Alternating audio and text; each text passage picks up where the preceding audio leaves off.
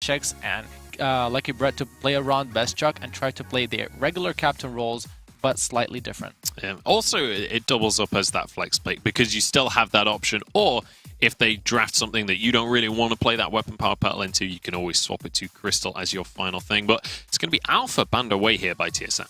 Yeah, one idea for Team Solo Mid could actually end up being, to kind of like what you were saying, Zoro, is go for almost a protect the carry composition. The type of things that we see, teams like G2 historically doing, and just pick two big bruisers, two very tanky heroes that have a ton of crowd control, and just keep Best Chuck safe and say, you know what, play a double captain, composition. It could work for them, but it's not going to be the case because this is going to be a jungle petal most likely. All right, here's the spin. It's Petal Captain because Lucky Bread is now playing, and this is his pocket pick. I'm joking. I could believe it. I could believe it. We'll have to see whether we'll be lucky enough to see Bread on the Captain Petal. But it's going to be Hammers now deciding how they want to go about this one. I do like the Lyra ban coming from Hammers just to take that away from TSM since they have already secured the Ardent. We continue on seeing that this is the matchup between the captains. Arden on one team, Lyra on the other. The two strongest captains seem to be in 2.9 besides Catherine. So I like the Lyra ban. It's going to deny it from TSM and not allow them to sustain Best Chuck and just keep him protected. With Hammers having to pick now their carry and their jungle. And we know starting all over really likes that Kestrel too. So the fact that Team Solo Mid took that away is a bit of a denial towards the side of Hammers. We've seen Status playing a multitude of heroes. He's been known for his Koshka in the past. He brought out the Ozo last week. They're going with the Adagio. This could very well end up being Adagio Ozo, just trying to go after those two squishier heroes in the Kestrel and the Petal and have that extra healing, but it will be instead a Samuel. Now, this is intriguing because it kind of is not the style we know Status for playing. Status always feels like he is much more comfortable and much more effective on hyper-aggressive type of junglers, but there is the Churnwalker as well for Team Solo Mid. I mean, Samuel is not the bruiser that just plays really aggressive up in your face. That's true, but at the same time, you can play Samuel very aggressively, and that's what I expect to come out from TSM here, or from Status, excuse me, on the side of Hollywood Hammers. I expect him to play very aggressive, to siege a lot with the Adagio, try to apply a lot of pressure in general in the game, and try to snowball. The Adagio open power also, that's a very strong early game pick. We've seen weapon power Adagio sneaking into the meta a little bit. I'd say we've probably seen it more than we've seen it Captain, honestly, at this point. I'm curious to see how that one's going to pan out. Looking at the compositions, who's going to be the one on the front foot here?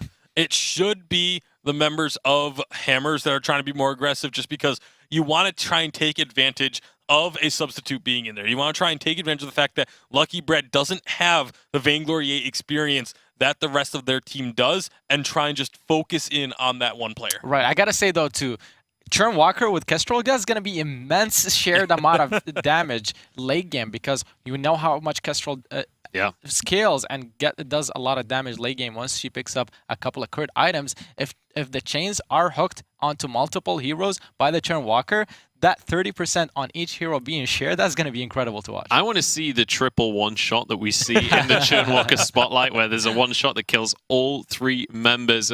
We'll see how this one's going to pan out. I'm curious to see this new version of TSM, how they are going to survive this game. Hashtag Vainglory on Twitter. Let us know whether you think TSM has this one or if you think Hollywood Hammers are the favorites with their full roster. But it's about time that we find out for ourselves. It's about time that we pass it back over to our casters to get into our final quarterfinal of the day. It's Jaws and the Source. Thank you very much, Munch. Here we go. TSM with Lucky Bread on the roster this time with a bit of a mix-up as well. And I was hoping we'd see some sort of crazy weapon power Churnwalker coming out of Source, but it's not going to happen. Lucky Bread is going to take it into the captain role. I want to see a CP Churnwalker with those 1% CP ratios. Somehow, oh yes, it'll work. I mean, Aftershock on a Churnwalker can be very interesting, but this opening jungle strategy from TSM, Best Chuck NA, sneaking very deep into the backline. If he's quick about this, he may be able to steal away another camp. No, he only takes one and will then recall. So, sneaky little play there from TSM to gain a little bit of an interesting gold advantage. They lose the middle treant, so it comes out pretty much even at the end of the day. Yeah, sneaky like. Does mean Best Chuck is a little bit late to lane, but Lucky Bread isn't all too worried as Starting All Over and Chicken aren't pushing this rather... Well, they aren't pushing it fast at Absolutely not. As they do have that minion candy in the pocket, so they can use that on the next wave if necessary. Now starting all over, self-proclaimed best Kestrel in the world. Has not got the Kestrel this time, he's actually got the Adagio. Coming up against especially Lucky Bread on this Churnwalker, that's going to be quite terrifying. It's going to be easy to land the hook on Adagio, not too much mobility on his side. Yeah, last week we got to see FlashX make that Churnwalker do some serious work, and maybe Lucky Bread can also make the same kind of plays. It is a slight change up for TSM, so we'll see how this readjusts their strategies a little bit. But Lucky Bread seems to be able to land those chain skill shots, so that's step number one. The question is can he position it properly? As I say, he lands skill shots, he misses a chain. TSM being pressured out a little bit here by the Hollywood Hammers. And, I mean, you have a different composition for TSM. They're missing Von C. Now is the time for Hollywood Hammer to start to aggress in there and play with a little bit more confidence. Yeah, Chicken did actually seal away that front camp as well. So not only did he give himself a little bit of healing, he also got himself a little bit of gold. And TSM, you know, they stole a little bit. They're giving and taking right now. But Hammers are now taking more of a proactive role, taking away 2 Elder Treants thus far. And with FlashX on the jungle, switching it up with Lucky Bread, obviously, how's he going to perform? I think that's the big question on everybody's lips. How's he going to perform on this jungle role when he's been so used to the captain? I can imagine he's still shot calling. But with Lucky Bread coming onto the field, you've got to imagine there's a little bit more pressure on FlashX's shoulders now, playing a role he's not necessarily comfortable with at such a high level. Yeah, FlashX is going to be pretty much controlling how every team fight goes. Yes, as the shot caller, that's one thing, but when he's playing something as, as vulnerable as this Crystal Power pedal, he's going to need to be controlling all of that. So I think as far as, how the team fights are going to shake out, I think TSM will be okay. It's just going to come down to whether or not they actually perform mechanically within those team fights. I think they'll still have good calls. I think they'll still have relatively good positioning. But it is a bit of a change up for FlashX, and if he does get killed off a few times, if he starts to get flustered a little bit, that could then start to affect things because he won't have as much experience in how to come back from behind in a rule. Being ahead is one thing. A lot of teams and players understand, even if they make a rule change, how to play, how it's supposed to work when you're ahead. Coming back from behind is a much more difficult situation. Yeah, and Hammer's composition as well. Not only will there be punishing, but even more so, added the heroes that they've picked. You've got so many stuns and so many ways to lock one person down,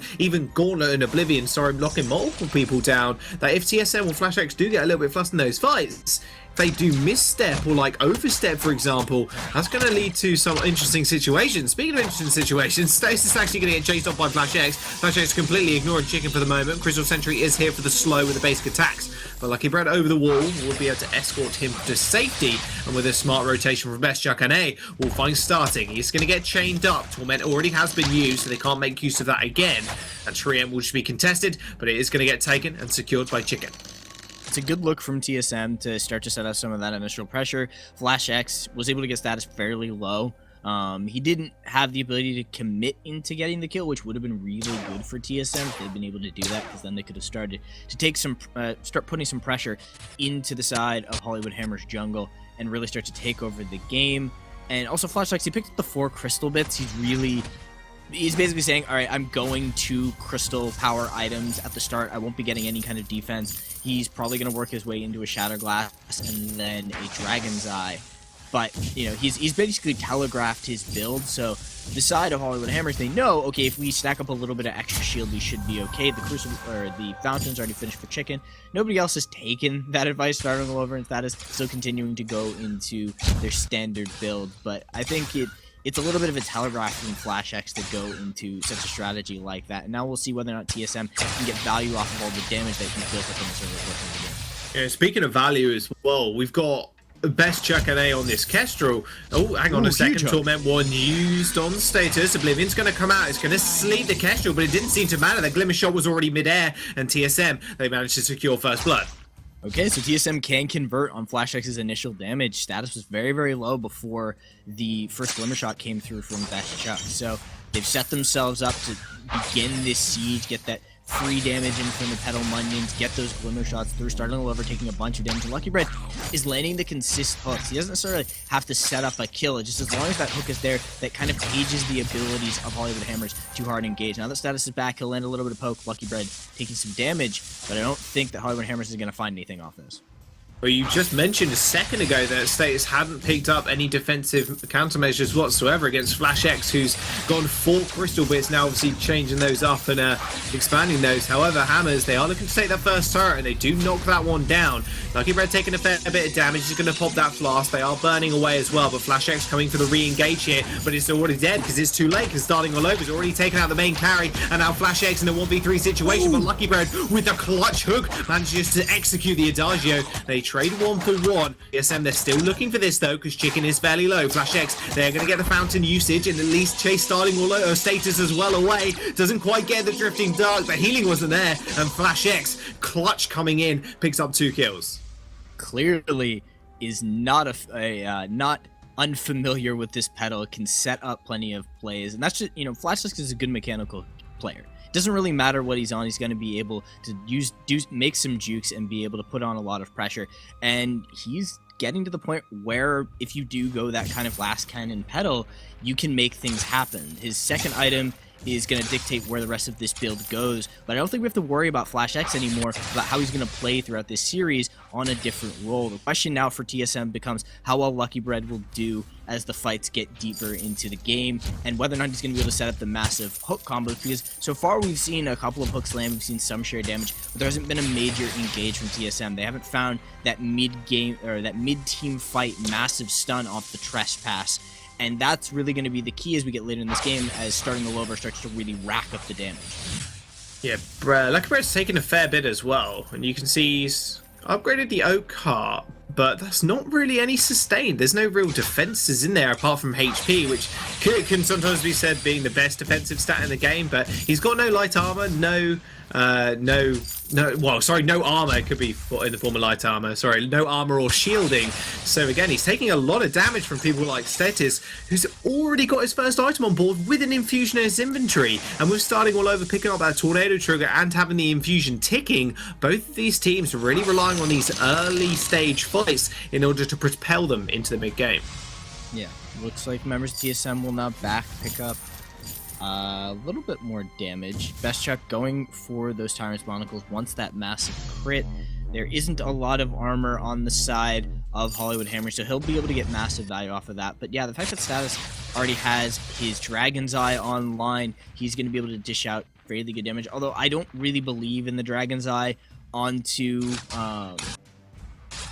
I don't really believe in the Dragon's Eye onto the Samuel. I don't think it's as much value as just getting a little bit more raw damage, because if you start to miss some of those skill shots, that damage falls off fairly quickly, and that could be the lack of damage that allows for Best Check to survive a little bit longer. Gauntlet was really good. That massive Oblivion's going to get blocked, although Best Chuck and A will find the stun onto Chicken for the time being. The Trespass was used, although, sorry, not just yet. Starting all over is hooked. He's going to want to go in on this one. Trespass used on starting. He just gets stunned up, locked down, and TSM, they find another kill onto their carry. A great Crucible comes out from Lucky Bread to stop that, because if the Gauntlet had fully connected, you also would have seen the Oblivion follow up as well. Like the full setup from the side of Hollywood Hammers, it was a great execution, but just that little bit of oh, got that damage. Status, what are you doing? Stepping forward. Oh no, it's all good. TSM, they find another kill, and they also break the turret as well. Yeah, one good reflex block saves the entirety of TSM, and now they've picked up the turret. They're starting to gain significant control in this series, and I won't say it's going to be a repeat of the last time these two teams met, but Lucky Bread is doing fairly well, and just the entire cohesion of TSM is surprisingly high for playing with a substitute and making a will swap. Well, substitutes come into the mix when one of your teams is away, obviously, but you've got to be thinking to yourselves, these teams will practice with the substitutes more often than not. Just in case these scenarios do come about. If Lucky Bread hadn't been practicing with TSM and they don't have the cohesion there, at least to a competent level, there's no way they could act like TSM do. The reason why TSM looks so strong and always have been and only just reclaim their top position in the VGA is they pull out things like Poshka Captain and such. Like, it's crazy the amount of synergy these teams do have, and the just the trust they have in each other as well, that it's just incredible they can put out these kind of strats. And I'm not surprised Lucky Bread is performing as well. Oblivion did come out from Status, and he's going to get massively blown up there by Best Chuck. He's got to be very careful as those double monocles are starting to really hurt the snipe. Oh, you blink for a second and you miss it, and Status goes down. Yeah, he was walking back in, and you just, that really straightforward path. Best Chuck NA manages to get the snipe off, and TSM are starting to take significant control over this game. Hollywood Hammers, they do still have a good composition. Starting all over is pretty much in line item-wise with Best Chuck. Best Chuck has now finished his third item, so he's a little bit behind, but he still outputs great damage. He could have killed Flash X there if they had all of the members of their team ready to go. So Hollywood Hammers aren't out of this yet. They've got plenty of poke, but they haven't been able to set up a good siege in a position where Best Chuck NA can't just counterattack with Glimmer Shot. Yeah, Lucky Bread has to be on top of his Crucibles as well. There's a lot of CC coming out on the side of Hollywood Hammers, and with that Echo being completed by Chicken very soon, it's an added layer of just that. Double Shatterglass finish, by the way, from Flash X. It's going to use that trampoline away, and Hollywood Hammers just determined now to push TSM back into their own jungle. But with a gold lead now stretching here for TSM, you've got to keep this in mind, that when they do get to late game, it really does come down to shot calling and execution, and more often than not, you'll put the onus on TSM for just that. Yeah, and Flash X, with his double Shatterglass, his positioning is incredibly important, and he's had very good positioning over the course of the fight. We've talked about how Petal, with those changes and the lack of the Frostburn, make it difficult for them to follow up on the plays, but massive damage comes through onto Hollywood Hammers. Oblivion does come out, it does get blocked by the Crucible from Lucky Bread, but Status does almost takes 2 more Glimmer Shots to the back. Chicken very close to going down as well. TSM now moving up. This damage from Best Chuck is a little bit too much for Hollywood Hammers. They're going to try and go in there as the Gauntlet does come out. Best Chuck and Ace not stunned up, but he ends up going down anyway. Trades 1-for-1. Now Flash X chasing Chicken. Status with a very little energy, can't really do much, and a Torment will bring him back right into Flash X's lap, and he finds the kill. Yeah, hooks into all of that Munyon damage. That spontaneous combustion is huge for the side of Flash X. Looked like he wanted to go back in for that. Maybe if the hook had landed, I think that was a faith play from Flash X. He was like, oh yeah, Lucky Bread is going to land the hook and then instantly pull him in, and I'm going to be on top of Status. So a lot of synergy between these two players, and just this is TSM playing incredibly well with what feels like a fairly straightforward strategy. And just in terms of what they're doing, yes, Trin Walker is new, but we've seen that TSM understand it very well as a team, not just how well Flash X plays it. So just transitioning Lucky Bread in there to use it as well. The whole team understands how to play around this newer character. And this is a mark of a good team as well. A team that can adapt to new heroes that come out and adapt to patches fairly quickly as well. That's how teams like TSM and Cloud9 have stayed